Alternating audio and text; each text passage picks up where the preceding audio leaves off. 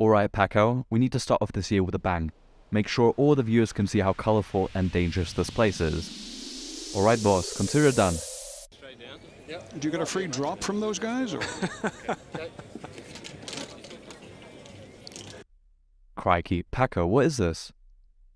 You said colourful and dangerous, boss? Oh, for God's sake. Welcome back to Golf This Week, your source of news for everything that's happened on and off the golf course.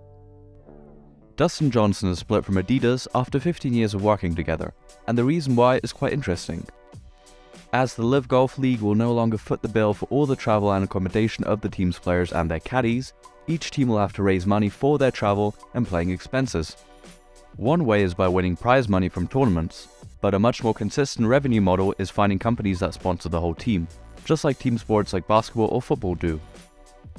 Despite being the kit sponsor of many successful teams from other sports, it seems like Adidas just couldn't make a deal with Dustin Johnson's Four Aces team, who stated that they wanted the entire shirt and that he needed a clean break to start his team.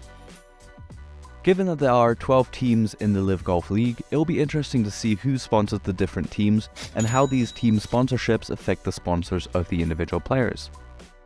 A big win for LIV was last week's announcement that confirmed that LIV players are allowed to participate in all 4 of golf's major championships. The R&A and the PGA of America confirmed that the 2023 Open Championship and the 2023 PGA Championship, respectively, will have no restrictions for LIV players. This is a big win for viewers that want to see the best players, some of whom are at LIV, battle it out on the biggest stages of the game. It'll also make for some good TV if a PGA Tour and a LIV player scrap it out for a major title, which happened on a small scale when McIlroy won against Reed on the DP World Tour this year. This is the section of the video where we summarize what has happened on golf's main tours this week.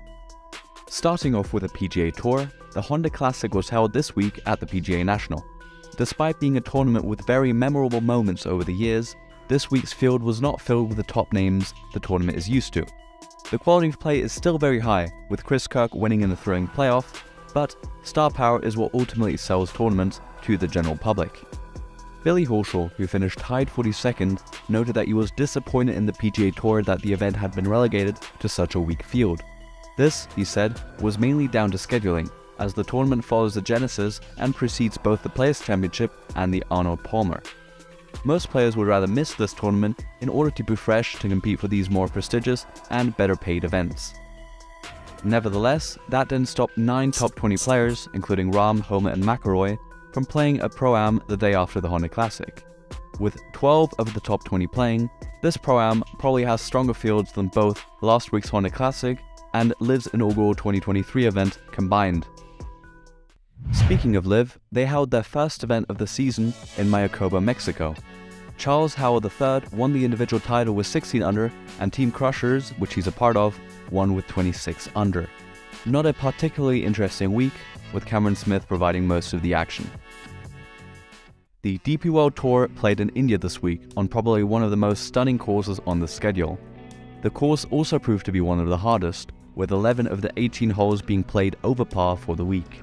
Marcel Siem won with a score of 14 under, and alongside being his first win in 9 years, this Twitter user also bestowed him the title of being the first player to win on the European Tour donning a Hawaiian shirt. Dylan Moster won his second event on the Sunshine Tour this week at the Nelson Mandela Bay Championship at Humewood Golf Club. He needed recovery shots like this to shoot 16 under for the week to end up on the top step. Due to the tournament being co-sanctioned by the Challenge Tour, he has also gained the ability to play on the secondary European Tour next year. On the LPGA Tour's regular season opener, Lilia Vu edged out local favourites Natakrita Vongtavilap and Ataya Titikun by shooting a final round 64 for her first LPGA Tour win.